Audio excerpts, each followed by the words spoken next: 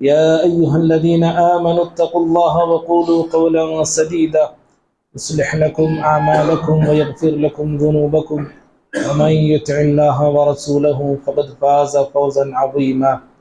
أما بعد فإن خير الحديث كتاب الله وخير الهدي هدي محمد صلى الله عليه وسلم وشر الأمور محدثاتها وكل محدثة بدعة وكل بدعة ضلالة وكل ضلالة في النار. أعوذ بالله من الشيطان الرجيم. بسم الله الرحمن الرحيم. إنما المؤمنون إخوة فأصلحوا بين أخويكم واتقوا الله لعلكم ترحمون. ہر قسم کی حمد و ثنا، بڑائی، بزرگی، کبریائی، برتری اللہ رب العالمین کے لیے لائق ہے۔ بعدہ درود و سلام ہو تمام نبیوں پر، بالخصوص میرے اور آپ کے نبی احمد مجتبی محمد مصطفیٰ صلی اللہ علیہ وسلم پر۔ اللہم صلی وسلم وبارک علی نبینا محمد۔ محترم حضرات، گزشتہ دو خطبہ جمعہ میں ہم لوگ اختلافات کے حوالے سے گفتگو کر رہے تھے اور سن رہے تھے۔ انشاءاللہ آج کے اس خطبہ جمعہ میں اختلاف اگر کہیں بھی ہوتا ہوا ہم دیکھتے ہیں، کسی کے درمیان اختلاف، کسی کے بیچ اختلاف، تو دیکھنے والوں کا کردار کیا ہونا چاہیے، ہمارا کیا رویہ ہونا چاہیے، اس پر آج گفتگو ہوگی۔ اور اسی مناسبت سے قرآن مجید کی مشہور آیت سورہ حجرات کی سورہ نمبر 40 پر 9 آیت نمبر 10 پڑھا ہوں۔ اللہ تعالیٰ اس آیت میں فرماتا ہے انما المؤمنون اخوۃ، بے شک مومن بھائی ہیں۔ فاصلحوا بین اخویکم، اپنے دو بھائیوں کے درمیان صلح کراؤ۔ واتقوا اللہ، اللہ سے ڈرو۔ لعلکم ترحمون، تاکہ تم پہ رحم کیا جائے۔ حضرات، یہ وہی آیت ہے جو ہم نے اس سے پہلے ایک خطبہ جمعہ میں پڑھی تھی۔ اللہ تعالیٰ نے اس آیت میں یہ بات تو بتائی ہے، جیسا کہ ہم جانتے ہیں کہ سارے ایمان والوں کو، سارے مسلمانوں کو اللہ تعالیٰ نے بھائی قرار دیا ہے۔ ہم سب آپس میں بھائی بھائی ہیں، نسبی بھائی نہیں، دینی بھائی ہیں۔ دین کے اعتبار سے، اسلام کے اعتبار سے ہر مسلمان آپس میں بھائی کا رشتہ رکھتا ہے، بھائی کا تعلق رکھتا ہے۔ جب سب بھائی ہیں، سارے مسلمان بھائی ہیں، تو اب ایک مسلمان کے لیے جائز نہیں ہے کہ اپنے دوسرے مسلمان بھائی پہ ظلم کرے۔ ایک مسلمان کے لیے جائز نہیں کہ اپنے دوسرے مسلمان بھائی کی ترقی کو دیکھ کے حسد کرے، جلے۔ اب کسی مسلمان کے لیے جائز نہیں ہے کہ وہ اپنے بھائی کی غیبت کرے، اپنے بھائی کو حقیر سمجھیں، اپنے بھائی کو بے یار و مددگار چھوڑیں۔ کسی کے لیے جائز نہیں۔ کوئی ہمارا بھائی پریشان حال ہے، ہمیں اس کا علم ہوا، ہمیں معلوم ہوا، کوشش کرنا چاہیے اس کی پریشانی کو دور کرنے کی، کیوں؟ وہ ہمارا بھائی ہے۔ اور یہ خود اللہ کے نبی صلی اللہ علیہ وسلم کی حدیث ہے، یہ جو میں اس کو اردو ترجمے کے طور پہ آپ کے سامنے بتا رہا ہوں۔ کسی مسلمان کو بے یار و مددگار چھوڑنا جائز نہیں ہے۔ اور آپ نے کہا وَكُونُوا عِبَادَ اللَّهِ إِخْوَانًا، پیارے نبی صلی اللہ علیہ وسلم فرماتے ہیں اے اللہ کے بندو، بھائی بھائی بن کر زندگی گزارا کرو۔ بھائی بھائی بن کر زندگی گزاریں گے نا میرا بھائی، میرے بھائی، ہر طرف ہمیں محبت نظر آئے گی، سکون نظر آئے گا، امن نظر آئے گا۔ تو پہلی بات اللہ تعالیٰ نے اس آیت میں بتایا کہ سارے اہل اسلام اور سارے مسلمان آپس میں بھائی کا رشتہ رکھتے ہیں۔ اور دوسری بات جو اس آیت میں مجھے آپ کو سکھائی گئی، بتائی گئی، وہ یہ ہے کہ جہاں کہیں دو مسلمان لڑ رہے ہیں، دو بھائی لڑ رہے ہیں، دو خاندان کے افراد لڑ رہے ہیں، میاں بیوی آپس میں لڑ رہے ہیں، میرا آپ کا رول کیا ہونا چاہیے؟ بھائی آپ کیا کریں؟ کیا لڑنے والوں کو لڑنے دیں، جھگڑنے والوں کو اور جھگڑنے دیں، ان کی لڑائی کو دیکھ کے ہم مزہ لیں، لڑنے والوں کو دیکھ کے خوش ہو جائیں؟ ہم نے دیکھا ہے میرے بھائی، معاف کریں، بعض لوگ لڑتے ہیں، کوئی تیسرا آتا ہے تو دوسرے لوگ اسے اشارے سے روکتے ہیں، بیٹھو جی، بیٹھو جی، کرنے دو، لڑنے دو ان کو۔ اشارے تک ہم نے دیکھے ہیں، اشاروں سے لوگ روکتے ہیں، کوئی آتا ہے تو روکنے کے لیے، کوئی صلح کرنے کے لیے آتا ہے، کوئی دونوں کو جو ہے ڈھکیلتا ہے آ کے۔ چوتھا طبقہ بھی ایسا ہوتا ہے، وہاں پہ لڑنے والوں کو لڑانا چاہتا ہے، جو ملانا چاہتا ہے اسے روک دیتے ہیں۔ اللہ نے کہا ایمان والے ہو نا آپ، ایمان کا دعویٰ ہے نا تمہارا، فَأَصْلِحُوا بَيْنَ أَخْوَيْكُمْ، یہ لڑنے والے کون ہیں؟ یہ دیکھو اللہ تعالیٰ نے کیسے سمجھا رہا ہے ہمیں، یہ لڑنے والے کوئی دوسرے نہیں، اللہ نے کہا تمہارے بھائی ہیں جی، تمہارے بھائی ہیں یہ۔ فَأَصْلِحُوا بَيْنَ أَخْوَيْكُمْ، اپنے دونوں بھائیوں کے درمیان صلح کراؤ۔ یہ بھی بھائی تمہارا، وہ بھی بھائی تمہارا، جو حق پہ ہے وہ بھی تمہارا بھائی، جو نہ حق پہ ہے وہ بھی تمہارا بھائی ہے۔ اللہ نے دونوں کو بھائی کہا ہے، جو حق پہ ہیں وہ بھی آپ کے بھائی ہیں، جو اگرچہ کہ نہ حق ہے وہ بھی آپ کے بھائی ہیں۔ سمجھاؤ انہیں، بتاؤ انہیں، بھائی آپ غلطی کر رہے ہیں، آپ غلط راستے پہ جا رہے ہیں، آپ ناحق راستے پہ کھڑے ہوئے ہیں۔ آپ فَأَصْلِحُوا بَيْنَ أَخْوَيْكُمْ، اپنے دونوں بھائیوں کے درمیان صلح کراؤ۔ وَاتَّقُوا اللَّهَ، لیکن یاد رکھنا صلح کرانا کوئی آسان کام نہیں، صلح کراتے ہوئے ڈرتے ہوئے صلح کراؤ، اللہ سے، اللہ کا خوف کھاتے ہوئے صلح کراؤ، ایک طرف مائل نہ ہو جاؤ۔ سامنے والا اگرچہ کہ آپ کا دشمن ہے، آپ کی پہلے سے بنتی نہیں، اگرچہ کہ وہ حق پہ ہے، اور آپ کا دوست ہے جس سے آپ کی بنتی وہ ناحق پہ ہے، آپ ناحق کی طرف نہیں آنا دوست کی صورت دیکھ کے۔ وَاتَّقُوا اللَّهَ، اللہ سے ڈرو، اور یہی وہ چیز ہے جو تم پہ اللہ رب العالمین کی رحمت کا حقدار بنا دیتی تم کو، لعلکم ترحمون۔ معزز بھائیوں، تو اس آیت میں جو سب سے عظیم پیغام ہمیں یہ دیا گیا ہے کہ وہ اصلاح کرانا، صلح کرانا، لڑتے ہوئے لوگوں کے درمیان صلح کرانے کی کوشش کرنا چاہیے، جو لوگ دور ہیں انہیں ملانے کی کوشش کرنا چاہیے، اور جو لوگ ٹوٹے ہوئے ہیں انہیں جوڑنے کی کوشش کرنا چاہیے۔ میرے بھائیوں، جب کبھی ہمارا کسی سے بھی اختلاف ہوتا ہے، کسی سے ہم بحث کر بیٹھتے ہیں، تکرار ہو جاتی ہے، لڑائی جھگڑے ہو جاتے ہیں، تو میں ہو جاتی ہے، میرے بھائیوں یاد رہیں، جب کبھی ایسا مسئلہ ہو جائے، جو کر رہا ہے، جو سامنے والا ہے، دونوں ہمیشہ ہر مسلمان اپنا مزاج صلح کا رکھنا چاہیے، صلح پسند مزاج ہونا چاہیے، لڑنے کے بعد پھر ملنے کی کوشش کرنا چاہیے، بچھڑنے کے بعد پھر قریب آنے کی کوشش کرنا چاہیے۔ اور اللہ کے نبی صلی اللہ علیہ وسلم نے اسی مسلمان کو سب سے اچھا مسلمان قرار دیا ہے جو صلح کے لیے آگے بڑھتا ہے، جو ملنے کے لیے آگے آتا ہے، جو دشمنی کو ختم کرنے میں پہل کرتا ہے۔ اللہ کے نبی صلی اللہ علیہ وسلم اس کو سب سے اچھا مسلمان قرار دیتے ہیں۔ ابو داؤد کی روایت ہے، آپ نے فرمایا خیرہما الذی یبدأ بالسلام، جو دو مسلمان آپس میں لڑے جھگڑے، بات چیت بند ہو گئی، آپ نے کہا کہ ان میں سب سے اچھا شخص وہ ہے جو آگے بڑھ کے سلام کرتا ہے، جو پہل کرتا ہے، ملنے کے لیے آگے آتا ہے، جڑنے کے لیے آگے آتا ہے۔ یاد رکھو، ایسا مزاج اگر معاشرے میں بنتا ہے، ایسا مزاج عورتوں میں آتا ہے، ایسا مزاج خاندان کے بڑے لوگوں میں آتا ہے، جماعتوں میں آتا ہے، تو پھر کہیں بھی آپ کو اختلاف نظر نہیں آئے گا، اور اختلاف ہمیشہ کے لیے باقی نہیں رہے گا۔ آج اختلافات باقی کیوں ہیں؟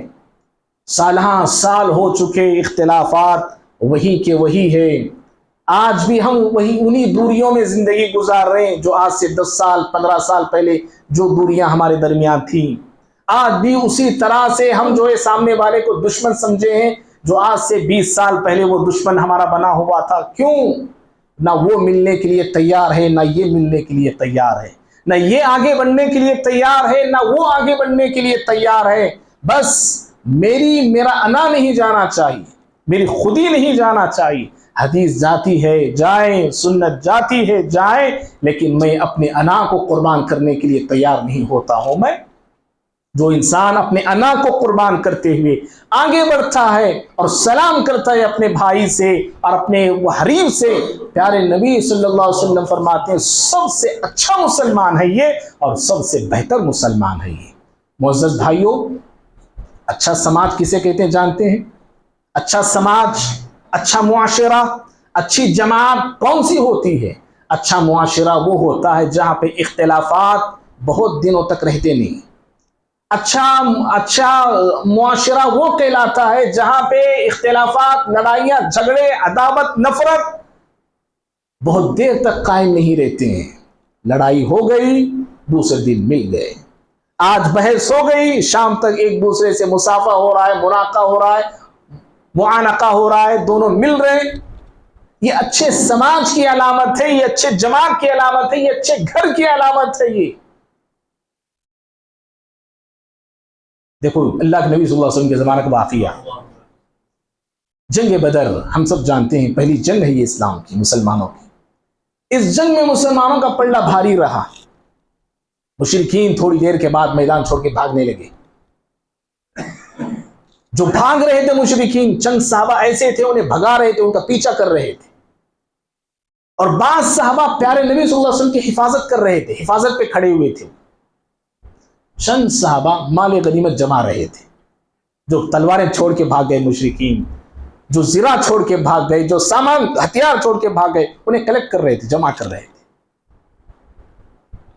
جو جما رہے تھے مال غنیمت، وہ اب بعد میں کہنے لگے یہ مال ہمارا ہے، کیونکہ ابھی مال غنیمت کی تقسیم کا حکم نازل نہیں ہوا تھا، کیسے ڈیوائیڈ کرنا، کیسے تقسیم کرنا بھی حکم نہیں آیا تھا۔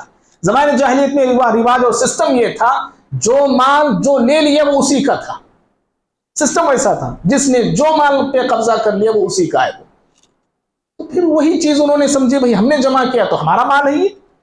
جو دشمن کو بھگا رہے تھے صحابہ، وہ کہنے لگے ہم نے بھگایا تو تبھی نہ تم نے جمع کیا مال، ہمارا بھی حق ہے۔ پیارے نبی صلی اللہ علیہ وسلم کی جو حفاظت کر رہے تھے وہ صحابہ کہنے لگے کہ بھائی ہماری بھی بڑی اہم ڈیوٹی اور ذمہ داری تھی، نبی کی حفاظت پہ ہم مامور تھے، ہمارا بھی حق ہے اس مال میں۔ اس وقت اللہ رب العالمین نے آسمان سے آیت نازل کیا، سورہ انفال کی، یسألونک عن الانفال قل الانفال للہ والرسول واتقوا اللہ واصلحوا ذات بینکم۔ آپس میں تکرار ہونے لگی، بحث ہونے لگی مال کو لے کے، یہ ہمارا حق ہے، وہ کہنے لگے ہمارا بھی حق ہے۔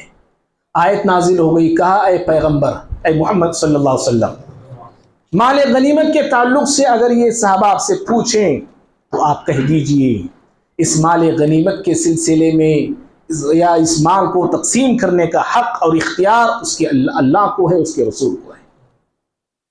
فاتقوا اللہ، اس مال کی وجہ سے آپس میں جو تعلقات تمہارے بگڑ چکے ہیں نا، مال کی وجہ سے تمہارے درمیان جو اختلاف پیدا ہو گیا ہے، اللہ سے ڈرو اے مسلمانوں۔ اللہ نے آیت نازل فرمایا اور کہا وَأَصْلِحُوا ذَاتَ بَيْنِكُمْ، اور اپنے آپ کی اصلاح کر لو اور اپنے آپ کو درست کر لو۔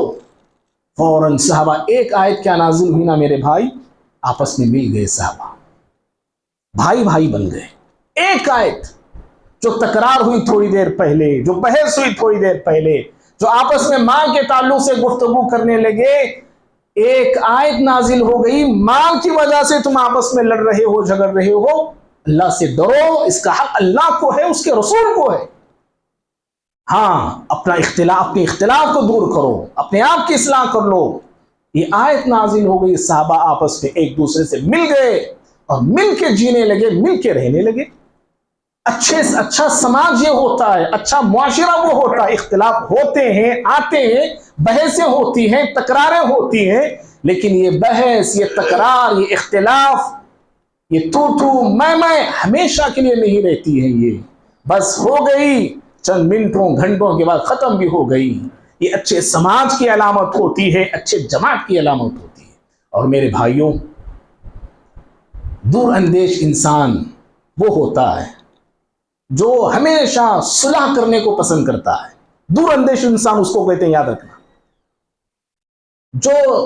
وہ دور اندیش انسان نہیں جو ہمیشہ لڑائی پہ اتر آئے، جھگڑے پہ اتر آئے، سامنے والا ملنا چاہ رہا، ملنے کے لیے تیار نہیں۔ سامنے والا صلح کرنا چاہ رہا ہے، آپ صلح کے لیے تیار ہیں، آپ دور اندیش انسان نہیں کہلا سکتے۔ آپ دور اندیش انسان وہ ہوتا ہے جو ہر وقت یا ہر معاملے میں آسانی کو استعمال کرتا ہے۔ بات صلح سے ہو رہی تو صلح ہی پہ وہ اکتفا کر لیتا ہے۔ عقل مند انسان ہے وہ جس کا مزاج صلح کا ہوتا ہے۔ کامیاب انسان ہے وہ جس کی سوچ صلح کی ہوتی ہے۔ اور جو انسان اپنے مزاج کو صلح کا بناتا ہے، صلح کرنا چاہتا ہے، وہی انسان ہمیشہ فائدے میں رہتا ہے۔ یاد رکھیے، وہی انسان فائدے میں رہتا ہے، نقصانات سے بچتا ہے، وہ تباہی سے بچتا ہے، وہ بربادی سے بچتا ہے وہ۔ اور جو انسان ہمیشہ لڑنے کا مزاج رکھتا ہے وہ انسان تباہی میں اتر جاتا ہے، بربادی میں اتر جاتا ہے، برائیوں کے حوالے ہو جاتا ہے۔ اللہ کے نبی صلی اللہ علیہ وسلم کے زمانے میں ایک صلح ہوئی ہے جسے صلح حدیبیہ کہا جاتا ہے، آپ سب جانتے ہوں گے۔ 6 ہجری میں یہ صلح ہوئی ہے۔ آپ صلی اللہ علیہ وسلم 1400 صحابہ کو لے کے عمرے کے لیے نکلے ہوئے تھے مدینے سے مکے کی طرف۔ مقام حدیبیہ پہنچے، مشرکین نے روک دیا۔ لمبا واقعہ میں اختصار کے ساتھ اشارے دے کے آگے بڑھوں گا۔ روک دیا مشرکین نے۔ پیارے نبی صلی اللہ علیہ وسلم یہاں پہ دب کے صلح کرتے ہیں، جانتے ہیں آپ، دب کے صلح کرتے ہیں۔ مشرکین کی سخت سے سخت شرائط اور کنڈیشن آپ مانتے چلے جاتے ہیں۔ مشرکین نے کہا کہ دیکھیے، اگر ہمارا کوئی شخص مسلمان ہو کے آپ کے پاس آتا ہے، اس آدمی کو ہمارے پاس روانہ کرنا ہوگا، واپس دینا ہوگا۔ اور اگر کوئی آپ کا آدمی ہمارے پاس آتا ہے تو ہم نہیں دیں گے، واپس نہیں کریں گے۔ اس سال آپ عمرہ نہیں کریں گے، آئندہ سال کریں گے۔ اور بھی ایسی شرائط انہوں نے رکھی، اور یہاں تک کہ انہوں نے کہا جو شرائط میں جو لکھے گئے تھے محمد رسول اللہ کی طرف سے یہ شرائط ہے، ایسے لکھا ہوا تھا۔ انہوں نے کہا کہ رسول اللہ کو مٹھائیے، ہم محمد بن عبداللہ کو جانتے ہیں، رسول اللہ کو نہیں جانتے۔ اگر آپ کو ہم رسول مانتے تو پھر جھگڑا کیسا ہمارا؟ رسول اللہ کو مٹھائیے۔ پیارے نبی صلی اللہ علیہ وسلم نے مٹھانے کا حکم دیا۔ اتنا دب کر آپ نے صلح کی۔ آپ نے حضرت عمر، دوسرے صحابہ پریشان ہیں، اور دوسرے صحابہ اکرام نے اس صلح کو ذلت سمجھ رہے تھے۔ ہاں، اتنا دب کے اور جھک کے صلح کرنے کی ضرورت کیا ہے ہمیں؟ یہ تو شکست ہے، یہ ہار ہے، ہار سمجھ رہے تھے صحابہ اکرام۔ اور حضرت عمر رضی اللہ عنہ تو غصے میں آ گئے، ناراض ہو گئے۔ پیارے نبی صلی اللہ علیہ وسلم کے پاس آ کے کہنے لگے، اللہ کے نبی صلی اللہ علیہ وسلم، اس قدر دب کر جھک کر صلح کرنے کی ضرورت کیا ہے؟ کیا ہم حق پہ نہیں؟ کیا ہمارا دین حق والا دین نہیں؟ کیا ہم حق کے راستے پہ نہیں ہیں؟ پیارے نبی صلی اللہ علیہ وسلم نے کہا کہ ہاں ہم حق پہ ہیں، ہمارا دین بھی حق والا دین ہے۔ آپ صلی اللہ علیہ وسلم نے اس صلح کو آپ نے منظوری دے دی، صلح ہو چکی۔ قرآن کیا کہتا ہے جانتے ہیں صلح کو؟ بھائی، صحابہ اس صلح کو شکست سمجھ رہے ہیں، ہار سمجھ رہے ہیں۔ قرآن سے آیتیں نازل ہو گئی، یہ صلح فتح ہے، فتح مبین کہا قرآن نے اس کو۔ اللہ اکبر۔ اور جانتے ہیں اس کا نتیجہ کیا نکلا؟ دور اندیشی دیکھیے پیارے نبی صلی اللہ علیہ وسلم کی کس قدر تھی، کیونکہ آپ اس وقت کا نہیں دیکھ رہے تھے، آپ آگے کے حالات کو دیکھ رہے تھے۔ حضرات صحابہ اکرام اس وقت کو دیکھ رہے تھے۔ آگے جو صلح ہوئی اس کے اندر 10 سال لکھا ہوا تھا، 10 سال تک مشرکین اور مسلمان جنگ نہیں کریں گے، امن کے 10 سال، اور ہر وقت جنگ کا خطرہ رہتا تھا۔ اب یہ صلح ہونے کے بعد مسلمان چاروں طرف بغیر کسی خوف کے، ڈر کے پھیلتے چلے گئے، اور صرف 2 سال کے اندر 6 ہجری میں یہ صلح ہوتی ہے۔ 2 سال کے اندر بہت سارے قبائل اسلام میں آ گئے۔ اور آپ جانتے ہیں یہ صلح کس فتح کا دروازہ کھولتی ہے؟ یہی وہ صلح ہے جو فتح مکہ کا دروازہ کھولتی ہے۔ اس صلح کے صرف 2 سال کے بعد اللہ کے نبی صلی اللہ علیہ وسلم مکے کو فتح کر لیتے ہیں۔ میرے بھائی، صلح یاد رکھیے، ہار نہیں، یہ ذلت نہیں، یہ بزدلوں کا کام نہیں۔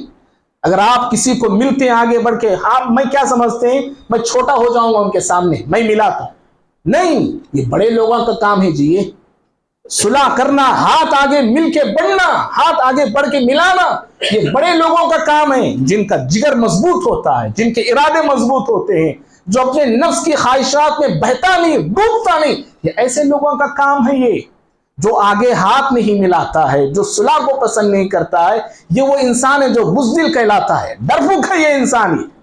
डरपोक है ये, और ये वो इंसान है जो अपनी नफसानी ख्वाहिशात का गुलाम हो चुका है।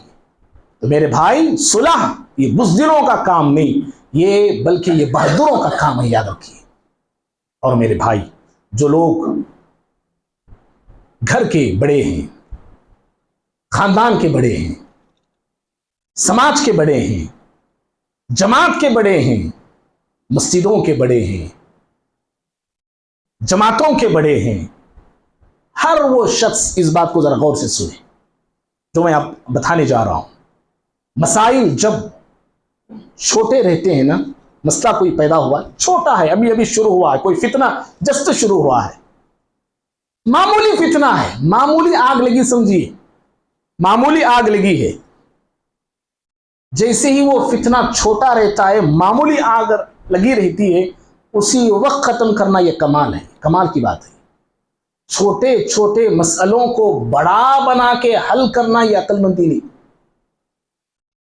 सुराख पड़ा हुआ है दीवार में, उसी वक्त इलाज कर लेते तो ठीक है, बड़ा गड्ढा पड़ गया तब आप उतरे हैं, तब फायदा देगा?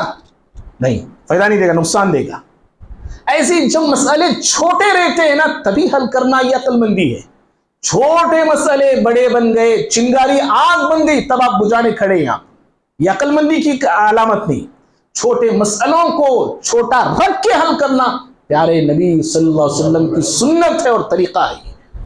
कोई भी मसला हो, कोई भी प्रॉब्लम हो, मियाँ बीवी के मसले, बच्चों के मसले, खानदान में मसले, भाइयों के मसले, जमात के मसले, मस्जिदों के मसले, समाज में, सोसाइटी, मोहल्ले के मसले, कोई भी मसला अभी शुरू हुआ, उसी वक्त खत्म करने की कोशिश कीजिए, उसी वक्त खत्म करने की कोशिश कीजिए। गज़वा बनु मुस्तलिक एक बड़ी मशहूर गज़वा हुई है, ये भी 6 हिजरी में हुई है। अल्लाह के नबी सल्लल्लाहु अलैहि वसल्लम के सहाबा आप सल्लल्लाहु अलैहि वसल्लम के साथ साथ इस गज़वे में थे, एक जगह पड़ाव डाले हुए थे। एक अंसारी और मुहाजिर सहाबी के दरमियान झगड़ा हो गया। अंसारी सहाबी अंसार को आवाज दी, अंसार को पुकारा, या अहलल अंसार। मुहाजिर सहाबी अपने मुहाजिर सहाबा को आवाज दी, कहा या अहलल मुहाजिरीन।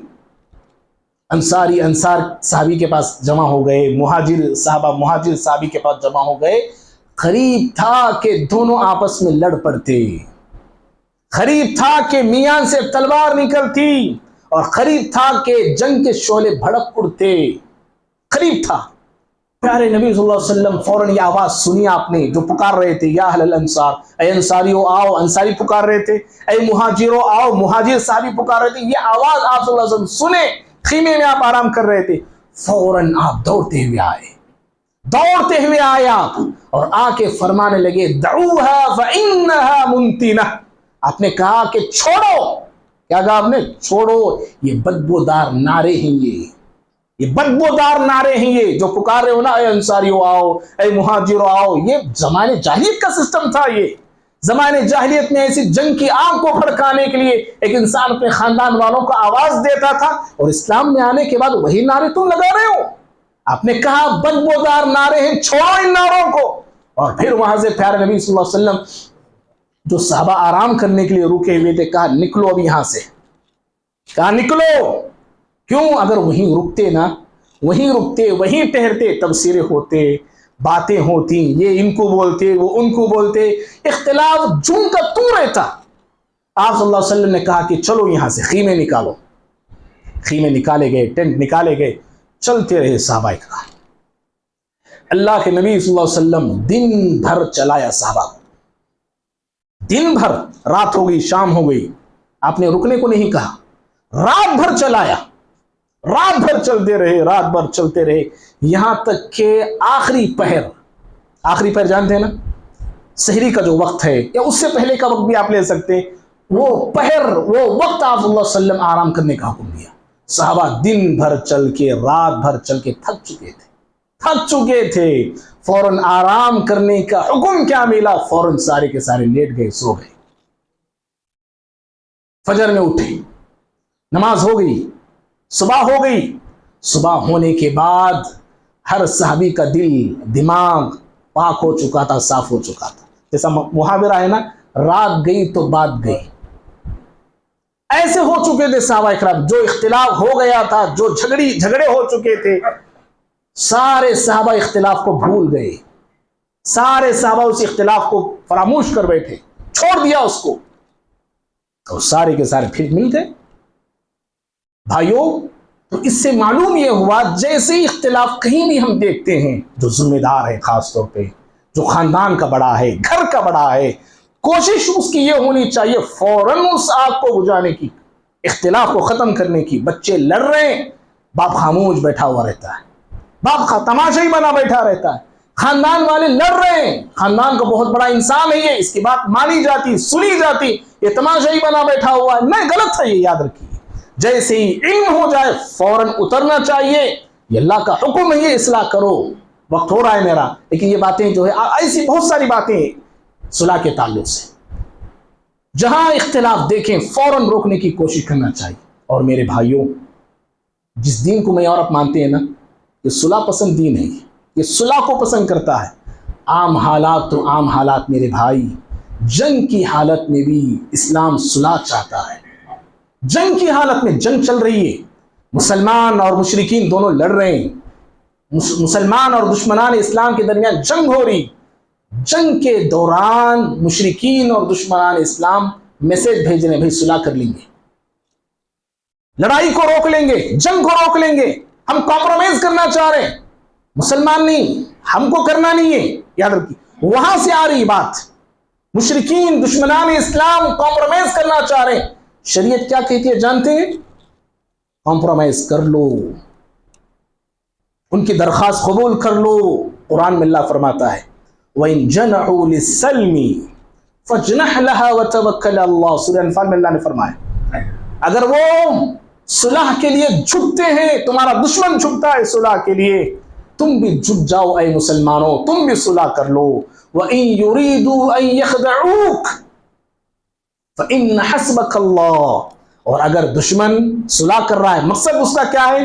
تمہیں دھوکہ دینے کا مقصد ہے۔ صلح وہ کر رہا ہے، کمپرومائز وہ کر رہا ہے، دھوکہ دینے کی نیت سے کر رہا ہے، کوئی جنگی چال وہ چل رہا ہے، جنگی اس کا کوئی پلان ہے، صلح کر کے بعد میں تم پہ اٹیک وہ کرنا چاہ رہا ہے، یہ مقصد سے وہ صلح کر رہا ہے۔ اللہ کہتا ہے تب بھی صلح کر لو، ہاں، اللہ اکبر، تب بھی صلح کر لو۔ اگر وہ اس نیت سے صلح کر رہا ہے، دھوکہ دینے کی اس کی نیت، دھوکہ دینے کا اس کا ارادہ ہے، تو اللہ کہتا ہے اللہ تعالیٰ کی مدد اے مسلمانوں تمہارے ساتھ ہے۔ فَإِنَّ حَسْبَكَ اللَّهُ، اللہ تمہارے لیے کافی ہے۔ ان کے دھوکے سے اللہ تمہیں بچائے گا، ان کی غداری سے تمہیں بچائے گا، لیکن وہ صلح کے لیے آگے بڑھے ہیں تو تم بھی صلح کرو۔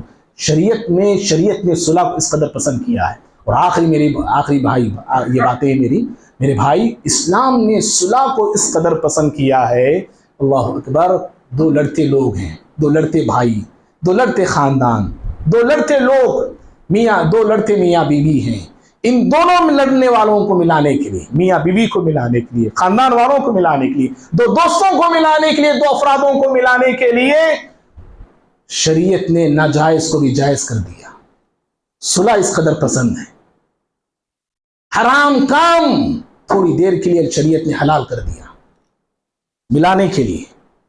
جھوٹ ہم سب جانتے ہیں حرام ہے، قرآن کہتا ہے لعنت اللہ علی الکاذبین، جھوٹے پر اللہ کی لعنت ہے، لیکن یہی جھوٹ اس وقت حلال ہو جاتا ہے جہاں پہ لوگوں کو ملانے کا مسئلہ ہو، یہی جھوٹ وہاں جائز ہو جاتا ہے جہاں پہ دو میاں بیوی کو ملانے کی بات ہو، یہی جھوٹ وہاں پہ جائز ہو جاتا ہے جہاں پہ دو خاندانوں کو ملانے کے لیے جھوٹ بولا جائے۔ جھوٹ کا سہارا لینا ہمیں پڑ رہا ہے۔ شریعت کہتی ہے کہ جھوٹ تم بول سکتے ہو، شریعت نے اس جھوٹ کو پسند کیا ہے، اور وہ سچ، غور سے سننا، وہ سچ جو لوگوں میں دوریاں پیدا کرے، وہ سچ جو لوگوں میں نفرت پیدا کرے، وہ سچ جو لوگوں میں پھوٹ ڈالے، شریعت نے پسند نہیں ہے۔ سمجھ میں آ رہی بات آپ کو؟ ملانے کے لیے جھوٹ جائز ہے، لیکن توڑنے کے لیے سچ بھی جائز نہیں ہے۔ توڑ رہے ہیں آپ، وہ سچ اسلام میں جائز نہیں ہے۔ کیا مطلب ہے؟ حدیث ہے لا يدخل الجنت النمام، آپ نے کہا کہ چغل خور جنت میں داخل نہیں ہوتا ہے۔ چغل خور کیا کرتا ہے؟ یہاں کی بات سنا، وہاں جا کے لگا رہا ہے. صحیح لگا رہا ہے نا, وہ غلط نہیں لگا رہا ہے. اس نے جو بولا وہی بات لے جا کے سامنے والے کو سنا رہا. دیکھو بھائی تمہارے بارے میں فلاں فلاں انسان ایسا ایسا بولے, انہیں بول رہا سو صحیح, انہیں لے جا کے سنا رہا سو صحیح صحیح ہے. اللہ کے نبی صلی اللہ علیہ وسلم کیوں بول رہے ہیں یہ چغلی کرنے والا جنت میں نہیں جائے گا؟ کیوں؟ یہ اس لیے کہ دونوں کو لڑانا چاہ رہا ہے, پھوٹ ڈالنا چاہ رہا ہے, نفرت پیدا کرنا چاہ رہا ہے, دوریوں کی دیواروں کھڑا کرنا چاہ رہا ہے, وہ دو مسلمانوں کو آپس میں بچھڑانا چاہ رہا ہے, وہ آگ لگانے کی کوشش کر رہا ہے یہ شخص. یہ سچ, حالانکہ یہ سچا ہے, یہ سچ بول رہا ہے یہ, اور میں چغلی کرتے ہو کیا بولتے, یہ کیا سمجھ کے چغلی کرتا ہوں, سچی بول رہا ہوں میں. انہوں بولے سچ بات لا کے بولا میں, ایسا اتنا ہمارا فیلنگ ہوتا ہے, انداز میرا آپ کا یہی ہوتا ہے. میں کہاں غلط بولا بھائی, تم بولے سن میں ان کو لے جا کے بولا میں. ایسے ہی میں اور آپ بولتے ہیں, یہ سچ شریعت نے پسند نہیں کیا. سمجھ رہے بھائی, وہ جھوٹ شریعت میں جائز ہے. جو جھوٹ لوگوں کو ملانے کے لیے بولا جائے وہ سچ جائز نہیں ہے. جو سچ لوگوں کو بچھڑانے کے لیے بولا جائے. بہرحال میرے بھائی, صلح کرنا چاہیے, صلح کا مزاج رکھنا چاہیے. صلح کو اسلام نے بہت پسند کیا ہے, یہاں تک کہ ترمذی کی حدیث میں اللہ کے نبی صلی اللہ علیہ وسلم فرماتے ہیں کہ صلح کرانا اتنا بڑا نیکی کا کام ہے. آپ نے کہا بِأَفْضَلِ مِنْ دَرْجَةِ الصِّيَامِ وَالصَّلَاةِ وَالصَّدَقَةِ, روزے سے زیادہ درجہ رکھتا ہے صلح کرانا, نماز سے زیادہ درجہ رکھتا ہے صلح کرانا, صدقے سے زیادہ درجہ رکھتا ہے صلح کرانا. صحیح حدیث ہے یہ, نماز سے زیادہ مقام ہے صلح کرانے کا. اللہ اکبر. نماز پڑھ رہے ہیں آپ کو فائدہ ہے, روزہ رکھ رہے ہیں آپ کو فائدہ ہے, صدقہ کر رہے ہیں ایک کو فائدہ ہے, صلح کرائیے دو خاندان والوں کو فائدہ ہے. ہاں, صلح کرائیے, دو میاں بیوی مل رہے ہیں, صرف دو میاں بیوی نہیں, پورا قبیلہ مل رہا, پورا خاندان مل رہا. صلح کرائیے, دو جماعت جو دور ہو چکی مل رہی ہے. یہ کتنی بڑی نیکی کا کام ہے. لیکن میرے بھائی افسوس, آج صلح کرنے والے لوگ نہیں ملتے آپ کو. پہلے ایک زمانہ تھا, پنچیں ہوا کرتی تھی ہر گلی میں, ہر گاؤں میں پنچ ہوا کرتے. مسلم غیر مسلموں کی بات, سب کی ہم بات کر رہے ہیں. کوئی بھی مسئلہ ہے بڑے لوگوں کے پاس آؤ, یہاں پہ آپ کو مسئلہ آپ کا مسئلہ حل کیا جائے گا. لیکن آج دور دور بھی ایسی چیزیں آپ کو نظر نہیں آئے گی سوائے پولیس اسٹیشن کے. وہاں جاتے ہیں, دونوں بھی غلطی چھوتے ہیں. وہاں جو غلطی پہ غلطی کر رہا ہے وہ بھی غلط, جو صحیح ہوتا ہے وہ بھی غلط. پولیسوں کی نظر میں پیسہ دیے غلط اچھا ہو جاتا ہے, اور جو غلطی پہ ہے وہ جو ہے وہ اچھا ہو جاتا ہے غلطی پہ رہنے والا, اور جو حق پہ ہے وہ غلط ہو جاتا ہے. تو بہرحال صلح کے لیے آگے. ہاں, صلح جب ہم کراتے ہیں بدنامی آئے گی, یاد رکھیے. لوگ کچھ بولیں گے, برا بولیں گے, خراب بولیں گے, لوگ ٹوکیں گے, لوگ روکیں گے. لیکن آپ کو مجھ کو لوگوں کا مسئلہ نہیں ہے, لوگوں کا خیال نہیں, بلکہ اللہ کے ذات پہ ہمیں بھروسہ رکھنا ہے. اللہ کی رضامندی مجھے آپ کو چاہنا ہے, لوگوں کی رضامندی نہیں. تو صلح کرانے کی اشد ضرورت ہے, صلح کرانے والے لوگوں کی آج ضرورت ہے. بہرحال میرے بھائی, اللہ سے ہم دعا کرتے ہیں اللہ تعالیٰ مجھے آپ کو ہم سبھی کو اپنا مزاج صلح والا بنانے کی توفیق عطا فرمائے. لوگوں کے درمیان صلح کرانے کے اللہ ہم سب کو توفیق عطا فرمائے. اللہ رب العالمین ہم تمام کو اتحاد کے ساتھ, اتفاق کے ساتھ زندگی بسر کرنے کی توفیق عطا فرمائے. اور اللہ تعالی ہم تمام کو ایسے سچ سے بچائے جو سچ لوگوں کے درمیان دوری پیدا کرنے والا ہے, یعنی چغل خوری سے اللہ ہمیں بچائے. اللہ رب العالمین ہم تمام کے دلوں کو ایک بنائے, اور ہم تمام کے دلوں سے عداوتوں کو, نفرتوں کو اللہ رب العالمین دور فرمائے. حسن ظن اللہ رب العالمین ہم تمام کو ایک دوسرے کے تعلق سے رکھنے کی توفیق دے. امت مسلمہ کی اللہ حفاظت فرمائے, ظالموں کے ظلم سے اللہ بچائے. جو ظالم طاقتیں ہیں, جو ظالم لوگ ہیں, اللہ رب العالمین انہیں تباہ اور برباد کرے. آمین. اقول قولی هذا استغفر الله لي ولكم ولسائر المسلمين من كل ذنب فاستغفروه انه هو الغفور الرحيم.